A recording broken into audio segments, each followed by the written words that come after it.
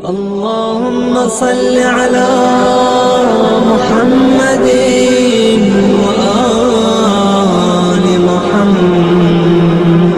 أما بعد فقد قال الله الحكيم في محكم كتابه الكريم بسم الله الرحمن الرحيم وَلَقَدْ كَانَ لَكُمْ فِي رَسُولِ اللَّهِ أُسْوَةٌ حَسَنَةٌ وَقَالَ إِنَّا أَعْطَيْنَاكَ الْكَوْثَرَ.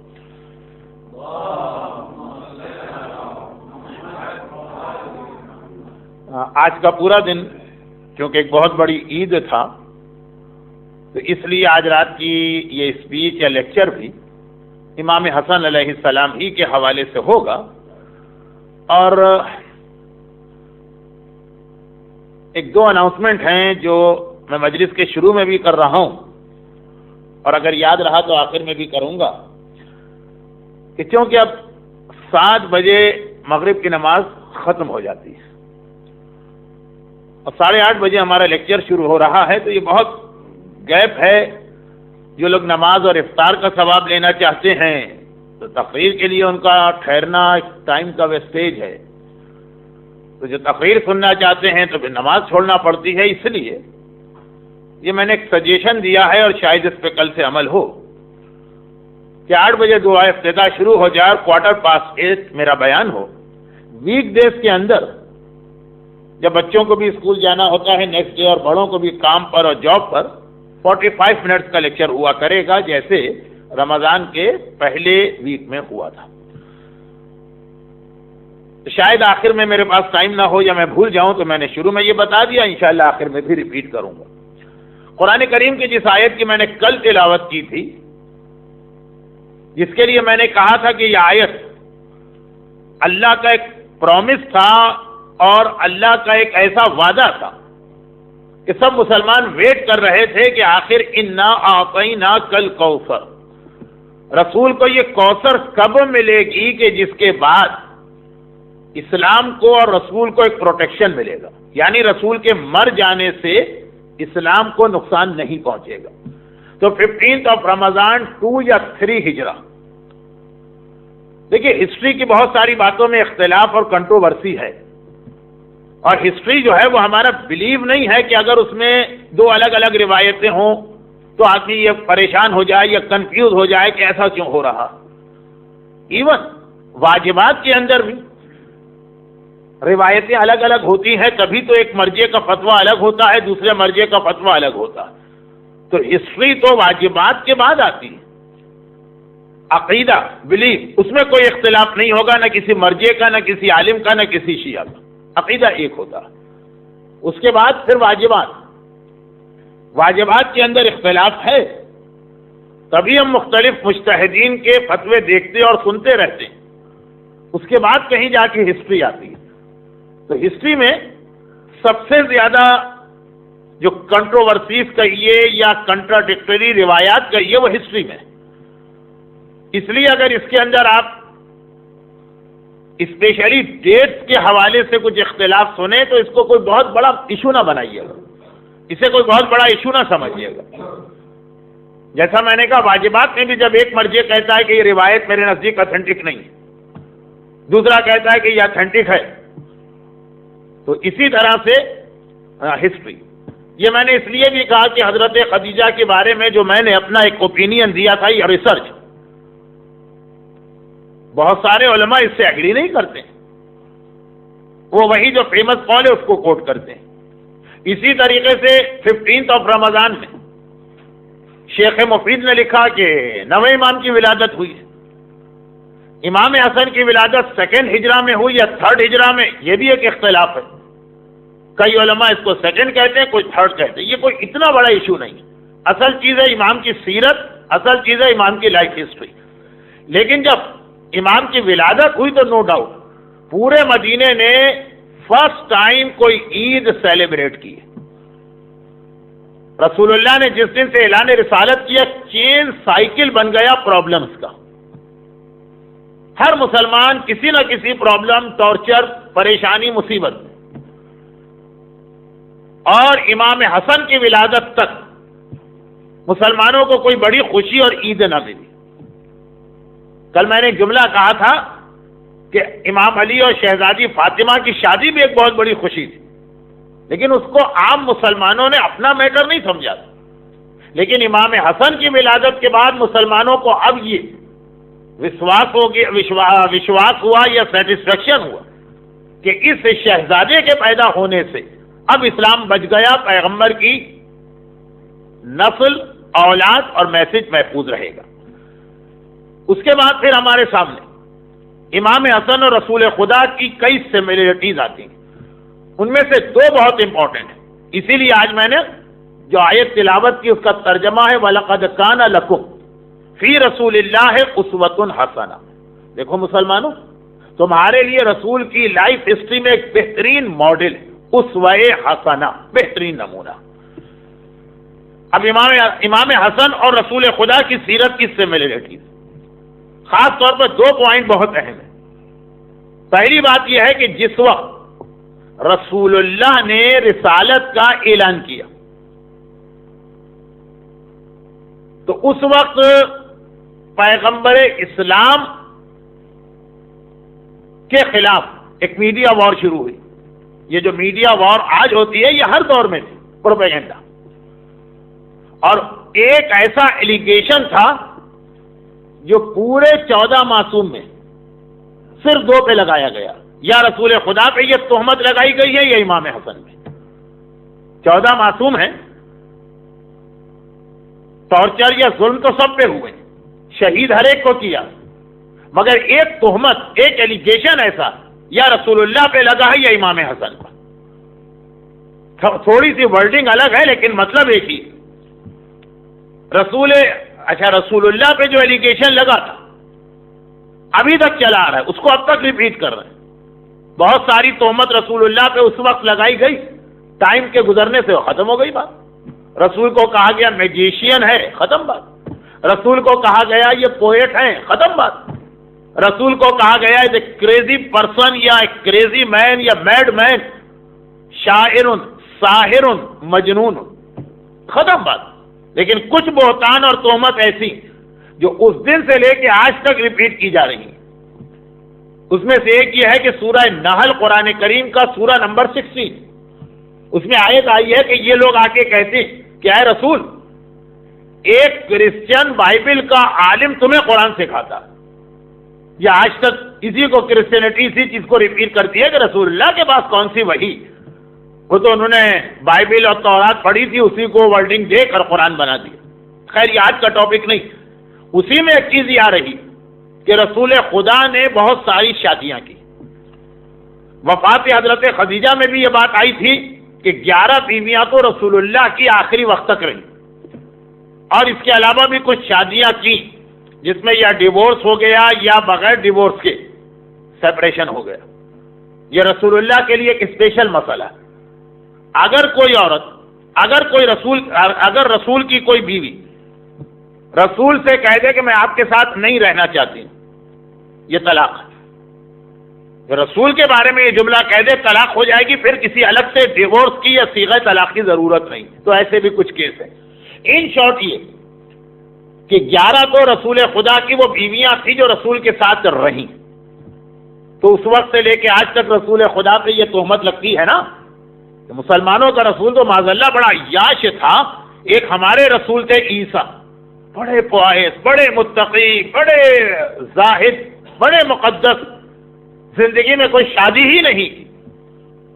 جو کرسچینٹی میں ایک تصور ہے کہ پائٹی کا مطلب ہے کہ شادی نہ کرنا، یہی کنسپٹ ہندوؤں میں بھی ہے. جو بہت بڑا سادھو ہوگا وہ کبھی شادی نہیں کرے گا. یہی کنسپٹ بدھ مذہب میں بھی ہے، جتنا بڑا مونک ہوگا وہ شادی نہیں کرے گا. بلکہ دنیا کے ہر ریلیجن میں پائٹی کا مطلب ہوتا ہے کہ مصلی پر بیٹھو اور اللہ کی نمازیں پڑھو، بیوی بچے اس چکر میں نہ پڑھو. اسلام اس کنسپٹ کو مانتا ہی نہیں. اسلام کہتا ہے جس طرح مصلی پہ جا کے سجدہ کرنا عبادت، اسی طرح سے بیوی کے مینٹیننس کا خیال کرنا یہ بھی ایک عبادت. جس طرح تلاوت قرآن پڑھنا ایک عبادت ہے، اسی طرح سے اپنی بیوی سے مسکرا کے بات کرنا بھی عبادت ہے.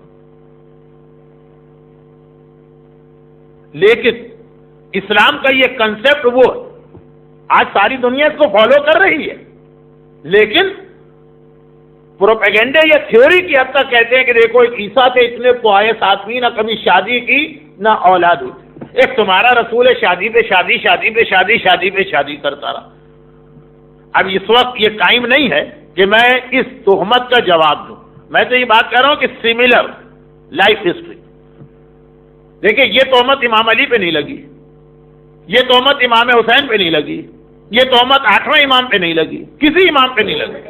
یا رسول خدا پہ تہمت لگی ہے کہ شادیاں بہت کرتے تھے، اور شادی کا کنسپٹ یہ دیا گیا کہ اس کا مطلب نعوذ باللہ عیاشیاں بہت کرتے تھے، شادی کا یہ کنسپٹ۔ یعنی کتنی انٹرسٹنگ بات ہے کہ 53 ایئرس تک رسول خدا نے صرف ایک بیوی کے ساتھ گزارے، اور آخری 9 سال کے اندر باقی 10 شادیاں ہوئی۔ سب کے پولیٹیکل ریزن تھے، یا یونٹی کا مسئلہ تھا، یا جو بھی تھا، لیکن بہرحال جواب دینے کا اس وقت موقع نہیں ہے، نہ ٹاپک ہے۔ صرف رسول خدا پہ یہ تہمت لگی جو آج تک ریپیٹ ہو رہی۔ آج بھی جب کرسچن کو بہت غصہ آتا ہے مسلمانوں کے خلاف تو یہ ایک الزام لگا دیا جاتا۔ اور دوسری تہمت امام حسن پہ لگی، ان کے بارے میں بھی یہ کہا گیا اس وقت، اور آج تک اس کو ریپیٹ کیا جا رہا۔ اور ٹریجڈی یہ ہے کہ میں نے بعض شیعہ اوریٹرز کی زبانی سنا کہ وہ بھی اسی چیز کو ریپیٹ کرتے ہیں۔ یہ وہی ہیں جنہوں نے 2 کتابیں پڑھی اور ریسرچ اسکالر بن کے ممبر پہ آ جاتے ہیں۔ اسلام نے جس طرح نماز پڑھانے کا ایک کرائیٹیریا رکھا، اسی طرح مجلس پڑھنے کا بھی ایک کرائیٹیریا۔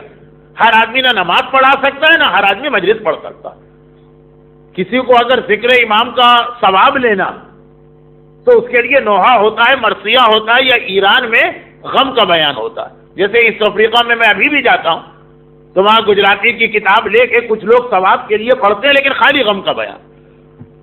جو آپ کسی کو گائیڈنس دے رہے ہیں، جو کسی کو آپ میسج دے رہے ہیں، تو خود اتنی نالج ہونی چاہیے۔ اور یہ پرابلمز لندن میں بہت زیادہ اور ٹورنٹو۔ خیر، خلاصہ یہ کہ وہاں میں نے خود اپنے مجلسوں میں یہ سنا، عالم کی زبانی نہیں، لیکن اب ہمارے یہاں مجلس عالم پڑھتے کہاں ہیں؟ ایسے سیلف میڈ ذاکر آ گئے ہیں کہ ہمیں ضرورت بھی نہیں عالم کے نخرے اٹھانے کی۔ خیر یہ تو ذرا اسٹرانگ اردو ہو گئی۔ تو امام حسن پہ ایک تہمت لگائی، اور ایسی تہمت لگائی گئی کہ یہاں تک کہا گیا کہ ایک دن امام علی نے کوفے کے ممبر پہ جا کے ایک ایڈریس کیا، سارے کوفے والوں کو جمع کیا کہ کوفے والوں آ جاؤ، کہا آج میں تمہیں ایک پرسنل میٹر کے لیے بلا رہا ہوں۔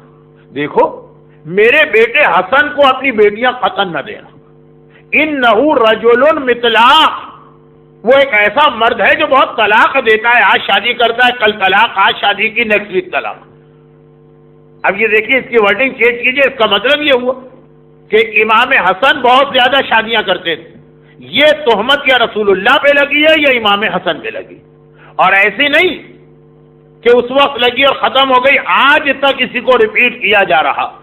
امام حسن کا کنسپٹ یہ دیا جا رہا ہے نعوذ باللہ کہ جیسے وہ ایک لگژریس لائف اسٹائل والے آدمی تھے، اسی لیے وہ معاویہ سے جنگ بھی نہیں کر سکے، انہوں نے صلح کر لی، اس لیے کہ وہ میدان جنگ کی اور جہاد کی سختی نہیں برداشت کر سکتے۔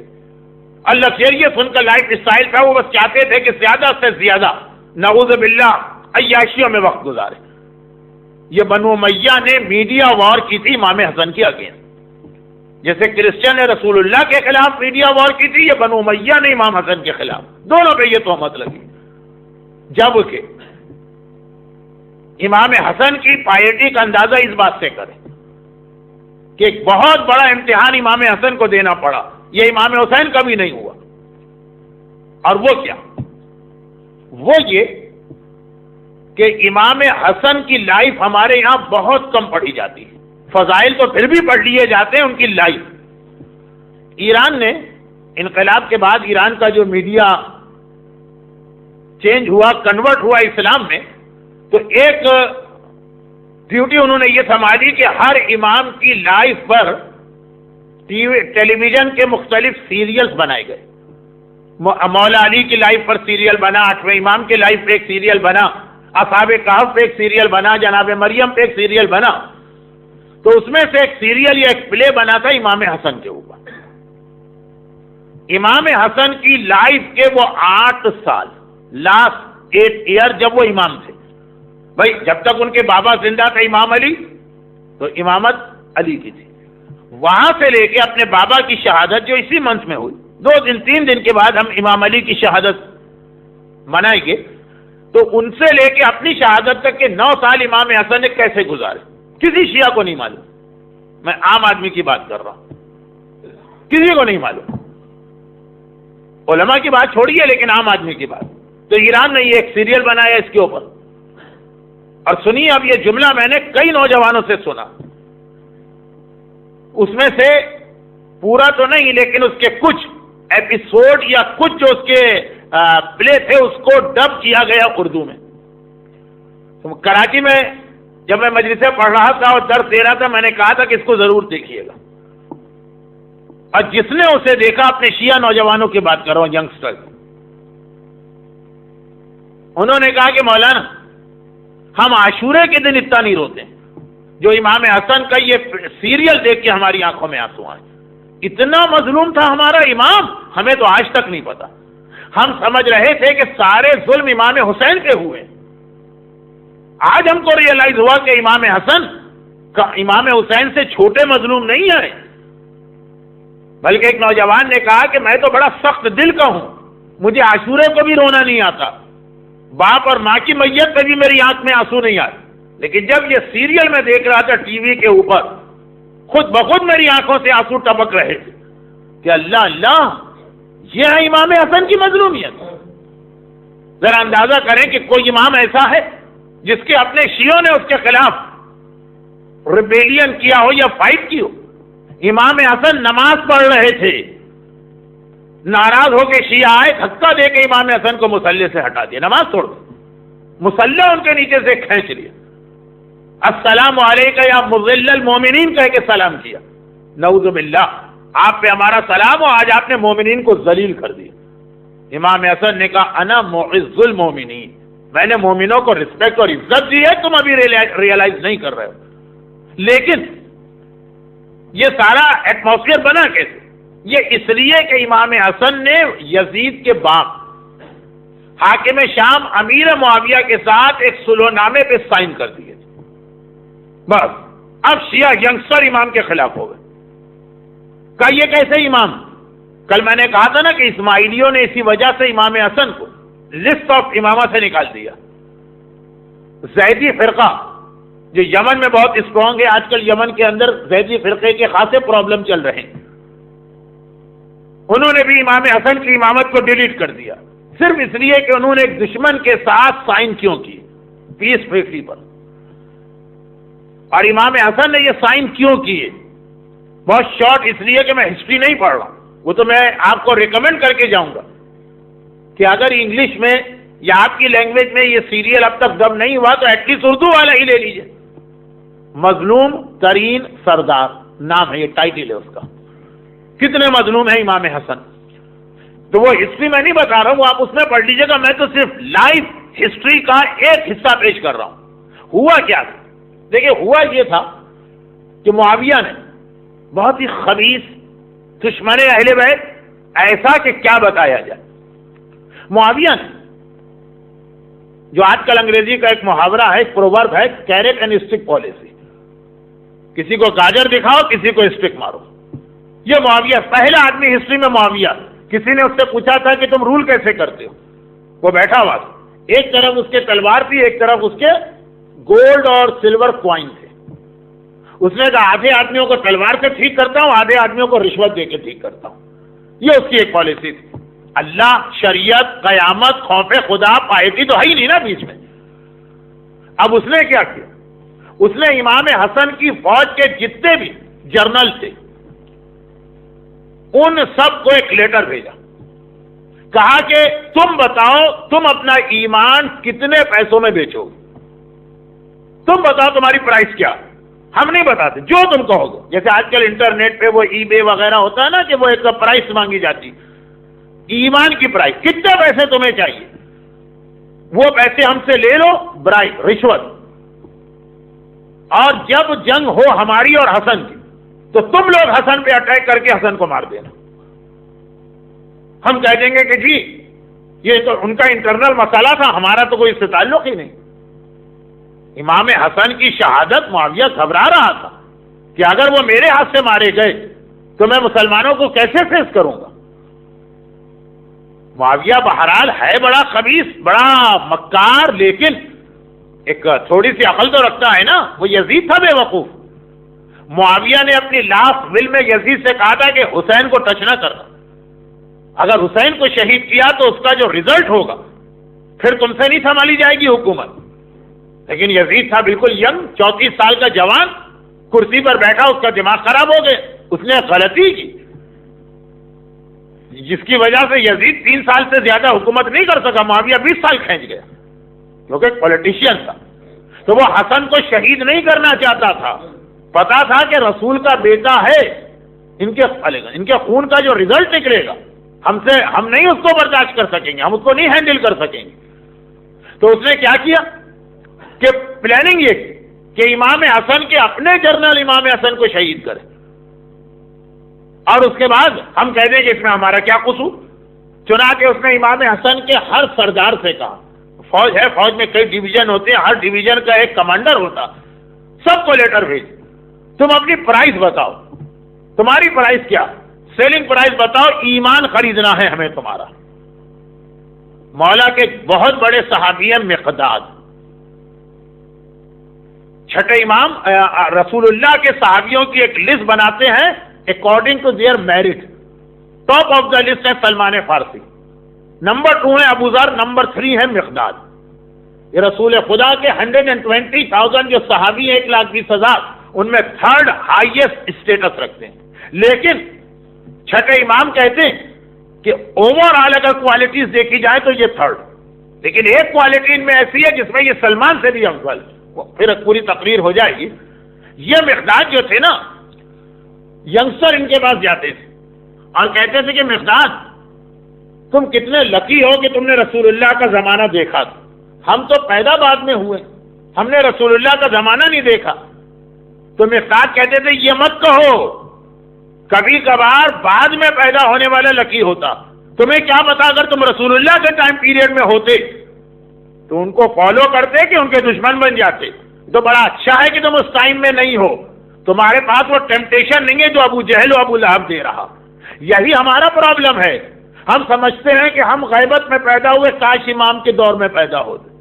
ارے اگر امام حسن کے زمانے میں ہوتے اور سامنے بلینک چیک آتا حاکم شام کا، بتاؤ کتنے پیسے چاہیے، اپنے ہاتھ سے فل کرو چیک، تمہیں مل جائیں گے پیسے. حسن کا ساتھ چھوڑ دو. یہاں تو لوگ ایک داڑھی کی وجہ سے شریعت چھوڑ دیتے ہیں، ایک حجاب کی وجہ سے دین چھوڑ دیتے ہیں. وہاں تو باقاعدہ بلینک چیک حاکم شام دے رہا. ہر امام حسن کے جتنے سردار ہیں نا، انڈیویجول ہر ایک سے اس کی کرسپونڈنس ہوئی، اور پھر ہر ایک سے اس نے کہا کہ ٹھیک 50% پیمنٹ ابھی ہے، 50% جب حسن کو تم شہید کرو. اب یہ جتنے بھی لیٹرز تھے جو ایکسچینج ہوا لیٹرز کا، یہ سب معاویہ نے بوری میں جمع کی اور امام حسن کو بھجوا دی. میں نے کہا نا کہ وہ یزید نہیں تھا، یزید ایک ینگسٹر ہے جس کے پاس جوش ہے لیکن ایکسپیرینس نہیں ہے، پالیٹکس نہیں ہے. یہ پولیٹیشین ہے. اس نے یہ لیٹر بھیجوائے حسن، کہا کہ دیکھیے یہ ہیں آپ کے سردار، سب نے اپنا ایمان بیچ دیا، آپ میدان میں میرے خلاف نکلیں گے، یہی آپ کو شہید کریں گے. وہ جانتا ہے کہ امام حسن کسی کے ہاتھوں مارے جائیں بلیم مجھ پر آئے گا، چنانچہ وہ ہینڈل نہیں کر پائے گا مسئلے کو. اس نے کہا کہ دیکھیے آپ کے اپنے سردار آپ کے خلاف، آئیے ہم اور آپ سلو کر لیں. یہ اس زمانے کا میں نے بہت شارٹ ایٹماسفیئر بتایا، ورنہ آپ جا کر ایران کی وہ سیریل دیکھیے گا. اب دیکھیے اب جو پوائنٹ ہے، میں نے کہا نا ہسٹری نہیں پڑھ رہا ہوں، بہت شارٹ کیا. کچھ چیزیں اگر آپ کی سمجھ میں نہیں آئی ہیں تو اسی لیے کہ میں نے شارٹ بہت کر دیا، لیکن اصل پوائنٹ تو کچھ اور ہے. وہ یہ ہے کہ امام حسن کے سردار اپنا ایمان بیچ رہے ہیں، آکشن ہو رہا.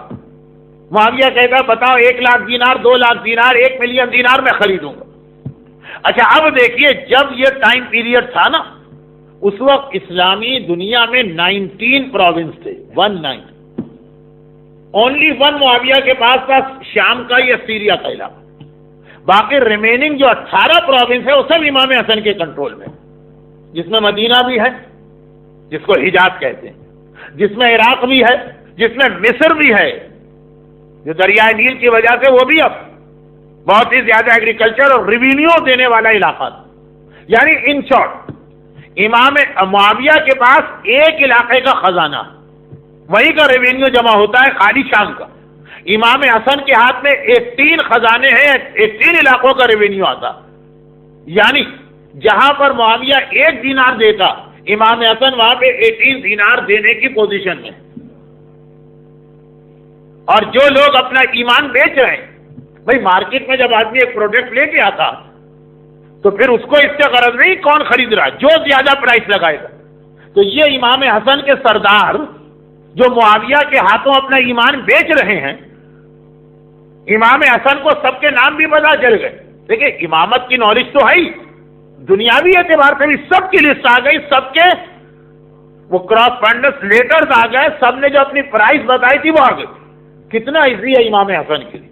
انہی لوگوں کو بلائیں اور کہیں کہ حاکم شام تمہیں 1 لاکھ دے رہا، میں تمہیں 10 لاکھ دیتا ہوں. اس کے ہاتھ ایمان بیچ رہے تھے، میرے ہاتھ بیچ دو. جو کام معاویہ کر رہا ہے وہ معاویہ سے زیادہ ایزیلی امام حسن کر سکتے ہیں. لیکن دیکھیے وہی بات، اگر امام حسن رشوت دیتے ہیں تو حکومت مل جاتی ہے، شریعت ہاتھ سے چلی جاتی ہے. اور اگر شریعت کو بچاتے ہیں تو حکومت ہاتھ سے جاتی ہے. امام حسن نے دیکھا شریعت اور حکومت ان میں سے کوئی ایک چیز ملے گی. امام حسن نے کہا میں معصوم ہوں، معصوم شریعت کے اگینسٹ نہیں جاتا، حکومت میری جاتی ہے تو چلی جائے، میں شریعت کو ہاتھ سے نہ جانے دوں گا. یا مولا